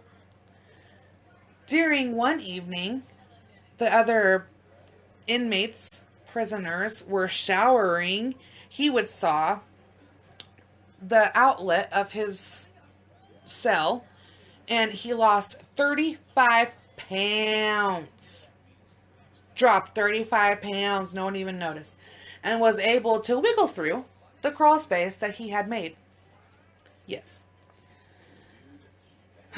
He had also... That's dedication. This is followed by weeks of doing practice runs. He didn't just do this one night. No, we practiced. Mm-hmm. Practice makes perfect. True. And he did. Inmates would report to the warden that they heard people, like someone walking. They're like, dude, haunted. Like, I think. I hear shit. And the warden's like, you guys are fucking nuts. You guys aren't hearing a damn thing. It's a prison. Calm down. No one's walking in the walls. No one's walking on the ceiling. You guys are wrong. Yeah. It was Ted. Wasn't no raccoon, folks. No. It was Ted. So, he dropped down an escape aid from there. In 1977, this is that time I'm telling you guys about. I don't know why I didn't tell you guys a date. I don't think you guys cared. But it was December 30th, so that's why all the jail staff was not there. It is the holidays. So that is important. Yeah. I guess that So date is important. There. Yeah. And this is back then. So that I'm really rude. That date is important. It's the holidays. Oh, Jesus. My God. And the only people that were in the prison were very violent prisoners and a guard. Everybody else got their inferno. And they could go home. Yeah. So the jail was less. Furlough. Their furloughs. Yeah, their jail was less guards, less inmates. Time to act. But it does need to be noted that weeks up to this, people tried. Them inmates tried to tell the truth. And they tried to say that someone was going to escape. And no one believed them because they were inmates. And I think those gentlemen got the final laugh. Mm-hmm. When When they were sitting there eating their food and laughing hysterically. When everybody's like, where's Ted? Well, the worst thing about this is, all Bundy did was pile books and files onto his bed and covered them with a blanket, pretending to be asleep when he went through that crawl space. It was until noon that someone was like, damn. I should put eyes on him. Bundy's been sleeping for a minute. Till noon. This is a fucking prison. You don't check on him till noon. Well, No one. He had like a 17-hour fucking lead. Like, catch me if you can, fucker. You're dumb. I escapade on you. you know, Well, that's why they make improvements. Guess where he practiced his run We to? learn from things. Where'd he go? Guess 7-Eleven? where? No. It would drop down into, back then the jailers lived in the prison confines Yeah. or whatever. Yeah. Like you say they do in Texas. Yeah. Big thing. We won't get into it. Anyway, he dropped down into a jailer's closet. That guy was gone. So he just switched his fucking clothes and walked out. Oh, sweet. It was that goddamn, no Shawshank, no potty system. No river of piss. No and river shit. of piss and shit. Yeah. We changed our clothes and left. What? Because that guy was out for the evening with his wife. Could you imagine being the poor fucker if you guys would have stayed home? Ugh. Pretty sure he would have been murdered. I guess, how did he know that guard was going to be gone? I don't think he did. I honestly think that he thought in his head, like, I will just fucking murder this dude. And he did it in the heats of night, like he normally, like he practiced, like his routine for years. So I'm sure he would have just dropped down quietly, ever so quietly and scary and creepy like, and killed the good officer and left. Thank God that did not happen. Mm-hmm. But that's what I believe could have possibly taken place. Wow. Yes, ma'am. Uh-huh. So, make this worse. He drove towards... He stole the car. Like I said, he walks out the front door. Freedom. Yeah. We steal a car. We drove eastward till Glenwood Springs. Then the car breaks down on the mountain on Interstate 70. A passing motorist sees him, drives him into Vernal, that is 60 miles to the east. Then he catches a bus to Denver. Then when he gets to Denver, he gets on a plane and he goes to Chicago. In the Springwoods jail at noon, they discover him missing on the 31st. 17 hours later. God. By then, he landed in fucking Chicago. He was like, I'm here. So he was gone for a good bit. From Chicago, he traveled by train, jealous, Yeah. to Ann Arbor, Michigan, where he was in a local tavern. On January 2nd, 5 days later, he stole a car again and drove to Atlanta. In Atlanta, he boarded a bus and went to Tallahassee, Florida. The next morning on January 8th, he rented a name under the alias Chris at a Holiday Inn near Florida State University campus. He later said that he wanted to resolve the interfering of criminal activity, and he wanted to go get a job. Like a real job. A real big boy job. Mm-hmm. And make it. And not do these type of things in Florida. I'm glad he had some thinking time. He really did. He really was interested in knowing why he was the way he was. Because he himself did not understand the way he was. He just knew he was that way and didn't see anything wrong with it.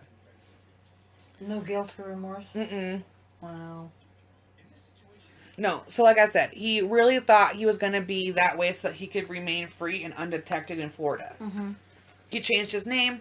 He grew a kind of a pedophile stash and stuff. He really did. He really tried. Unfortunately, it didn't last long. He did some job applications. He worked as a construction guy, kind of, sort of, sometimes. But then he went back to his old habits of shoplifting, stealing credit cards from wallets and everything like that. It was easier. Yeah, than being legit. He was like, okay, well, I'm going to go back. In the early hours of January 15th, 1 week after arriving in Tallahassee, Bundy entered FSU's Chi Omega sorority house. Oh, wow. Through the rear door. That's ballsy. He just walked into the sorority? Yes. Uh-oh. Oh, dude, just wait till I tell you what happens. Yeah. And at about 2:45 a.m. is when he bludgeons the first victim. Margaret Bowman, 21, with a piece of oak firewood from the back of the house. Like a caveman thing. As she slept. And hers was the most gruesome. Like, she was the first one, so all of his, like, first built-up rage went out on her. Oh, honey. And she was just sleeping. And she was sleeping. And she was just sleeping. Then he garroted her with Then he garroted her with nylon stockings. Then he entered the bedroom of 20-year-old Lisa Levy and beat her unconsciously and tore off one of her nipples with his teeth. What? And bit into her buttocks. No. And sexually assaulted her with her hair mist bottle. In the adjoining room, he also attacked Kathy, which he broke her jaw, deeply lacerating her shoulder, and Karen, who suffered a concussion, a broken jaw, lost teeth, and a crushed finger. These guys didn't hear the scuffle in the other rooms? They were all sleeping. It all happened when they were sleeping. They said they kind of heard something. The two that survived at the end didn't hear a thing. They woke up to it. And it's horrible. They did survive, though. Those two girls did survive. The two at the end. Thank God they survived. Mm-hmm. Sorry. Oh, you're good. Like I said, it's horrible. Oh, that's ballsy, I guess. Oh, yeah. Oh, my God. So they say that the reason why those two live, when he got to their room, headlights outside from a vehicle outside startled him. Like, they shined into the room. Yeah. And startled him. So they remember that. They remember, like, pieces. Which I guess in these situations, they say that's why I don't remember my childhood too. Is like when traumatic shit happens, you don't remember it. Mm-hmm. So they don't, thank God, some of these women, the survivors, I won't speak for all of them, but they don't remember what happened. They've just been told what happened. So, the one friend that woke up, I'm not sure which one it is. I don't know if it's Karen. I should have paid attention. On one of the shows you can watch about him, I think it's his Snapped one they do on the Oxygen channel. But anyway, the 3 that survived that night come together again. Because one girl sees him coming in, and that's how this is all solved and cracked. Sorry, I'm a ball buster. I'll shoot right to the end of that. It's fine. But she sees him. She hides in the house. She's in the house with him. and she's hiding behind the wall, and she says he stops in front of the door and does that creepy, listen. He doesn't hear anything, so he leaves. Oh, so she God. saw him, laid eyes upon him, and he was still holding the club thing that he had bashed the girl's head in with in the hallway. So she, thank God. My pants. Oh my God, I would have died. Ooh. They determined later on that all 4 attacks took less than 15 minutes. That's a lot of rage. In less than 15 minutes, he went in there and did that. Within earshot. 5 girls. Yeah, within earshot, dude, were 30 witnesses who heard nothing. And after leaving there, he broke into an apartment, a basement apartment 8 blocks away, where he attacked student Cheryl. This is her. These are the girls. Sorry, they didn't talk to anybody from the sorority. It's this sorority house.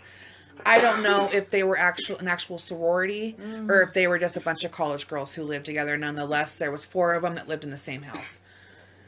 Cheryl Thomas, by dislocating her shoulder and fracturing her jaw and her skull in 5 places. She was left with permanent problems and ending her career as a dancer. She was a beautiful ballet dancer. Oh, honey.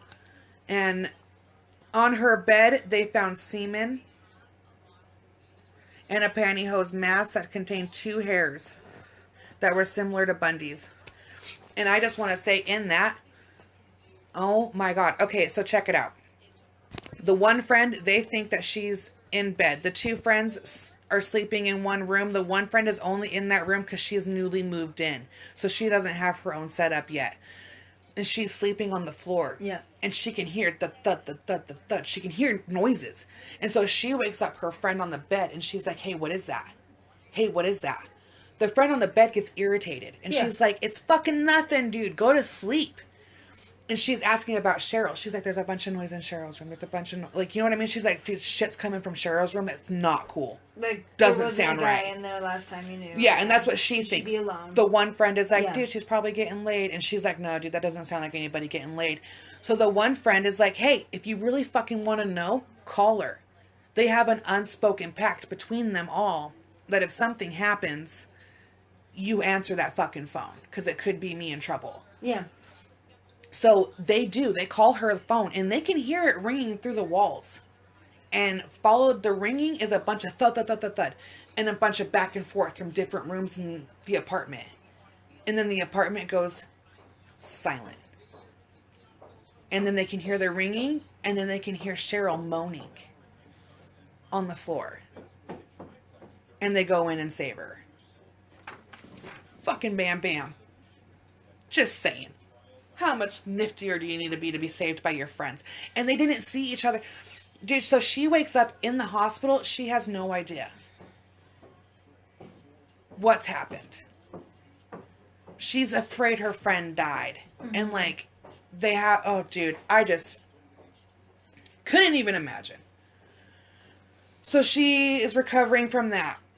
Okay, so on February 8th, Bundy drives 150 miles due to Jacksonville, Florida, where he's in a stolen van from the university. Yeah. In a parking lot, he approaches a 14-year-old. Those young guys again. Yeah, and she was also the daughter of the Jacksonville Police Department. Like, for some reason, dude, I think he had a thing. And he identified himself to her as Richard Burton, a fire department guy. Uh-huh. So he's tries to pull a ruse. But she had arrived there to collect her older brother. And so she was safe, thank God. Mm-hmm. That afternoon, he backtracked 60 miles westward to Lake City at Lake City Junior High. I've been there. Have you? Yeah, I lived in Jacksonville for a minute. Oh, well, the following morning, 12-year-old Kimberly Diane Leach was summoned to her homeroom by her teacher after forgetting to get her purse. Mm-hmm.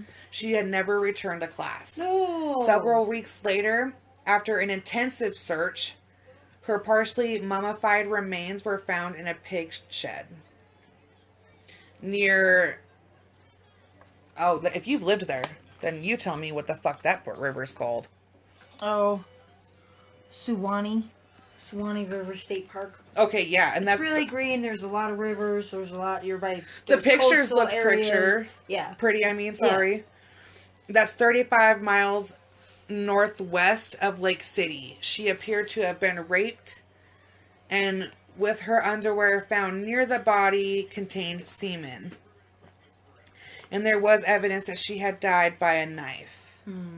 She's 12 years old. And this is the one that he done fucked up.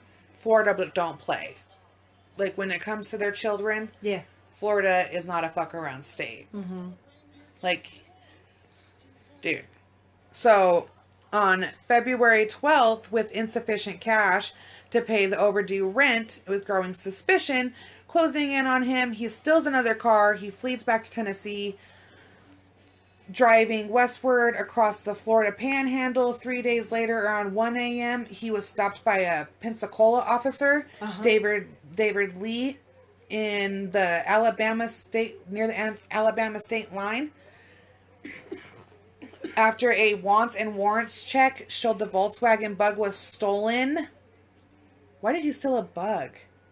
Maybe he likes them. When he like was told, I guess, when he was told he was under arrest, Bundy kicked the officer's Lee's feet out from underneath him and took off running. Yeah. He fired his gun as a warning shot, followed by a second warning shot towards the ground.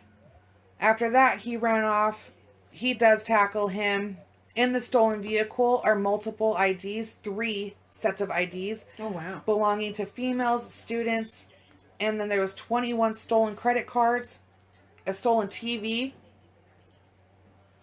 also a pair of dark-rimmed non-prescription glasses, Sorry, and plain slacks, later identified to be worn by the quote-unquote officer, Richard from the fire department in Jacksonville. Yeah. Which was Bundy. There was no guy. When they had no idea, he refused to give his name up. He refused. So what happens? They arrest him still. That was that little bit that I was watching. Yeah. When I came in. They arrest him still. Yeah. So you've seen this. So they arrest him, and when he goes to court, he's like, "Yeah, I'm not telling you shit." And he tells the judge, his lawyers, he says, "Hey, if you guys let me make a phone call, I need to call some people before who I am comes out. Like, I need to call my mama. I need to call my old lady. I got people I need to call before I tell you guys who I am." And the judge doesn't want to cooperate? No, the judge does. He's like, "Oh, okay." Because they don't know who he is. They're like, "Okay, call. Just tell us who you are so we can charge you. We don't give a shit." They don't know who he is. So the judge just is like, "Okay, sure. We'll give you till tomorrow. Go make your phone calls. Fucking, we'll be back here in the morning." And he tells that cop that pulls him over when he fires those shots at him and then gets him, under his breath, he says, "I wish you would have fucking killed me." Like, God damn it. You could have killed me and I didn't have to do any of this nonsense. Well, but he can't just, he has to go. Well, so then go big. Then he calls and he tells Liz, he goes, "I'm in Florida."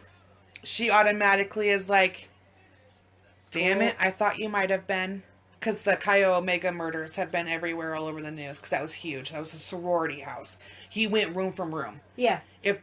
If that girl would have never came home and those lights never would have stopped him, he would have gone room from room. It was a house full of women, 2 to a room. So there was that. It was everywhere.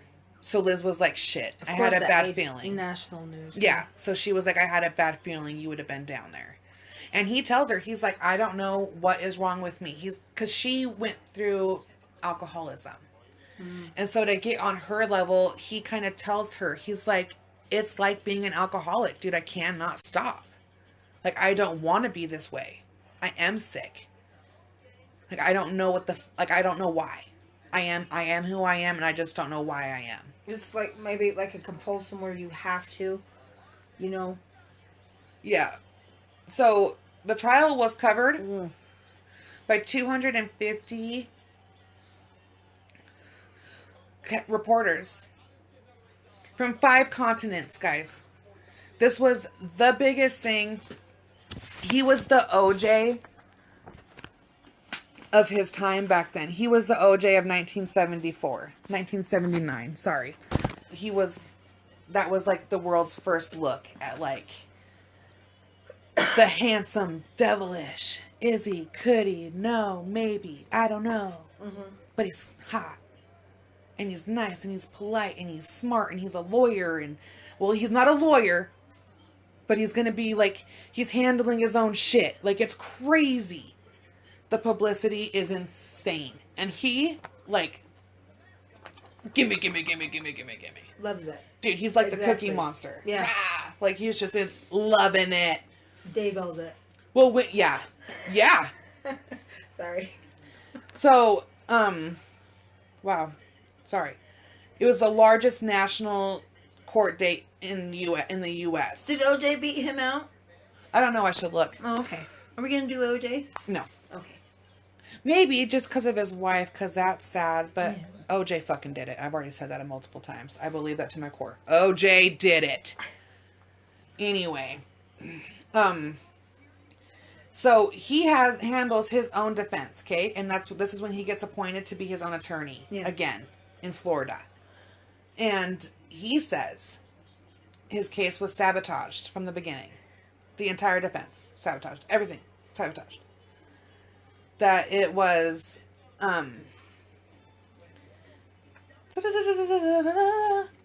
it was out of his entire defense was sabotaged out of spite and distrust, I guess. Because he's a liar? Yeah. Oh, okay. Yeah. But he doesn't like honest. He doesn't like people being mean to him and like feeling dumb in the situation. And he felt, and his lawyers were like, this guy's a douche. Mm-hmm. And I don't want to work with him. Mm-hmm. Because like you guys think he's cute on camera. He is a goddamn monster. Like even working with him is miserable. Because it's his way. Yeah. He Gosh, knows yeah. everything. He's smarter than everybody. Yeah. Dude, he was given a deal. At this point in time for the murders, he was given a deal that he would have just done life. They would have taken the death penalty off the table if he would have pled guilty. Mm-hmm. But he, in his own head, being as stubborn and as... narcissistic. Uh-huh. That just means that he has a great big ego and he was very confident that he was going to, get off? Yeah, and then he go was... face, what about the Mhm. other states? There's 5 of them waiting on your ass. Dude, this is it. A pre-trial The whole escape exchange. thing. Dude, they did 75 years is what he was offered if he would have pled guilty to killing all 3, Levy, Bowman, and Lynch, in exchange for a firm 75-year prison sentence. And he said no. And he said no. No. Can you guys believe that? Oh. No. Because he thought he was literally going to walk away with this. That he could do whatever he wanted to do. Because he got to, this is when he got to question them. And like he got to question the girl who came home and saw him and be like, where the fuck was you? Why were you there? What did I do? He didn't even see her, huh? No, he didn't even see her at all. Ugh. When she came in, I guess he was like, hold up, what? What do you know? Cool. And that guard, okay, the guard for the Florida, Mm-hmm. the warden meets Ted Bundy and puts his hand on Bundy's shoulder and does that firm, you're staying here, Bundy. Yeah. And he pretty much is like, you're not going to escape out of my jail. Not today, not tomorrow. I'm sure they nah. got a whole bunch of phone You're calls. not. He sues Yeah. them and wins. Ted Bundy sues them and wins. Sues Because who? Florida? the jail. Oh. Because they were treating county him jail? unfairly. Mm-hmm. Yeah, dude, they covered up his light and everything. Like, imagine this. He is doing his own work on his own case. He can only read papers or anything if he puts them out his cell and reads them through the bars using the light from the hallway. Because of his little stunt with the light. And the judge was like, you guys are treating him unfairly. Like, fucking give this dude a goddamn light. You have to be human. You have to treat him like a person. Like, yeah, he is a piece of poo. But do your job and search him and make sure he doesn't... Well, he did. He went under a lot, dude. Like, that jail was not about to mess around with him. So, last minute, he agreed to take that plea deal, but the last minute he said, because he was pleading not guilty for every murder. Everything he was ever asked about, he was pleading not guilty for. So he said he was not about to stand up in front of the world with all those cameras in there and say he did a damn thing. Oh, no. He's like, no. Not a chance. He said he just couldn't do it. In quotes, it said it made him realize that he was going to have to stand up in front of the whole world and say that he was a guilty man, and that is something Ted Bundy would never do. He also did not know that when he bit her, that he left the impressions that he did. He bit her twice. He bit her once and then lifted up and bit again. The warden shows up in the middle of the night, taps on Bundy's cell and tells him, we're going for a ride. We're going somewhere. Bundy gets terrified. Yeah. He had never been taken outside at night before. He was terrified. Thinking Shawshank shit. Yeah. Well, they fucking take him to a dentist office. And he starts losing his shit. He's freaking out. He wants his lawyer present. He's telling him, he's like, you guys cannot fucking do this. I thought he was his own lawyer. Well, he needs his other lawyers. He's not an actual lawyer. He's never passed the bar. He didn't finish school. He still what he does still has to be approved by legit lawyers. He's just being able to question his own people, look up his own shit, do that. He's not a legit lawyer. So he's freaking out because he's like, I've never seen the warrant. I don't know anything about this. Where's my legal team? Hell no. Yeah. Which is a valid point, by the way. It is. But then the warden tells him, he says, Bundy, we can do it this way or we can do it this way. Actually, and I guess Bundy calms down, looks at the warden and tells him, oh, come on. You know I'm not a violent guy. And just sits down and does the molds. Yeah. Dude, when you see the pictures of him doing the molds, you see scared on his face. Like, you see it, that he's like, shit, fuck, shit, fuck, shit. Like, all over. There's no denying it whatsoever. You can see every little bit of it on his face. It is insane. Well, I guess when you're a convicted felon, they do take, I was reading that takes your right to refuse testing away. Yeah, you have to do that no matter what. And he was convicted in Colorado, so and in Utah, they really could do. Well, no, those laws were applied then, but now you can, yes. Yeah. So they convicted him on July 24th, 1979, for the murders of Bowman, Levy. And so he had to go. Oh, and for the assaults on the other three. And 2 counts of burglary. He was given the death sentence. So, there's that. Guess they didn't want him to escape, huh? Yeah. So, then he had to do the trial for his second, that's Kimberly Leach, the youngest, that took place 6 months later. And that took place in Orlando because they switched it. He was found guilty. Venue? Yeah. They would need to. Yeah, he was found guilty again. It was less than 8 hours of deliberation. There was an eyewitness testimony saying that someone saw him taking her away from the school, crying, but they thought that it was just a father with disciplining a child. They didn't know that it was a Off. girl being kidnapped. And she was crying. Mm-hmm. And so we now know that stolen sad fact. And she was led into that stolen van. Fibers on her matched fibers in the van. So back then, that's really what they had. For forensics? Mm-hmm. Yeah. They matched, there was fibers on her body and fibers from a jacket he was wearing when he was arrested. Mm-hmm. He had the same fibers. So the fibers from the jacket, the van, and her body. He didn't do his laundry, huh? Nope, everybody matched up.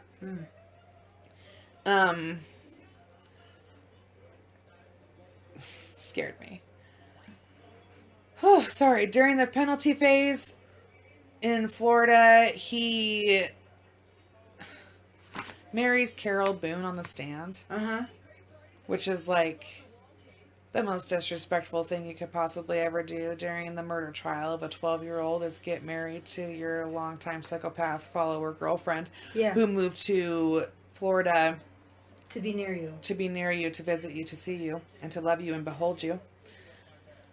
So Bundy declared them married on TV, on the stand. Cute. Very precious. Which they were legally married.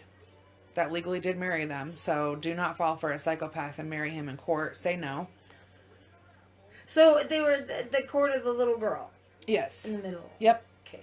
Yep. When he's asking for people to come forth on his behalf, and this like the sentencings where it's like, I am a good person. Mm-hmm. Tell the people you know I'm a good person because I worked on all that shit with you in Seattle. So you know, you tell them, type thing. He did the whole like, you love me, all right? And she's like, I do. And he's like, and I love you, yes. And she's like, yeah. And he's like, you want to marry me, don't you? And she's like, uh-huh. And so he's like, and I want to marry you, right? And she's like, uh-huh. And so they do. Okay. And then he says, we're married. Shaka. So, on February 10th, he was sentenced to death for the third time to die by the electrocution chair. When he stood up, he said angrily, tell the jury they were wrong. So, and I gotta tell you what the judge said to him. And it's just, not only does he get married to someone, open that thingy for me, to Carol. Or you want YouTube? Which, no, I need Google. Which I can't say I would Carol that part. I don't know if I'd marry you on camera. Like, get me out of here. My mom will see. Like, my family will judge the fuck out of me, but I'll marry you in private for sure. I've been married in a courthouse. Not during a 12-year-old girl's murder trial where you raped and mutilated her body. No. So, not only did that happen, but the Florida judge gives him like this praise. Yeah. Like this huge praise that I don't think anybody there standing there expected, even on the TV, sitting at home or anything. I'm sure when this was said that everybody shit themselves. He says, and I quote, take care of yourself, young man. I say that to you sincerely. Take care of yourself, please. It is a tragedy for this court to see such a talent wasted. I think of humanity that I have expressed to the court. You are a bright young man. You would have made a good lawyer. I would have loved to have you practice in front of me, but you went the wrong way, partner. Take care of yourself. I don't feel any animosity towards you. I want you to know that. Once again, take care of yourself. And Bundy replies with the good old-fashioned, you too, homie. Like, you too. Yeah, did he forget that it was the 12-year-old I don't know, murder but after the massacre at the college of little girls, too? I'm sorry, when you're 21, you're still little. You're still a kid. Yeah, but that's what he was given. I mean, my God. That's what he was given. So he was executed. That is disrespectful to the girl. So they didn't play into his bones for time? No, So what happened with that is, so They the didn't want him governor to finds stay, out. honey. The governor finds out about this. He Yeah. does get a stay, one stay of execution one Okay. time because yeah. of legal shit. He was trying to get the court redone completely Mm-hmm. on like shitty defense from his defense team. Mm-hmm. Because he says that if they would have listened to him and done what he did, things would have gone differently, but they took over and did their shit. So the governor goes and makes it, this is not what he says, quote unquote. I am not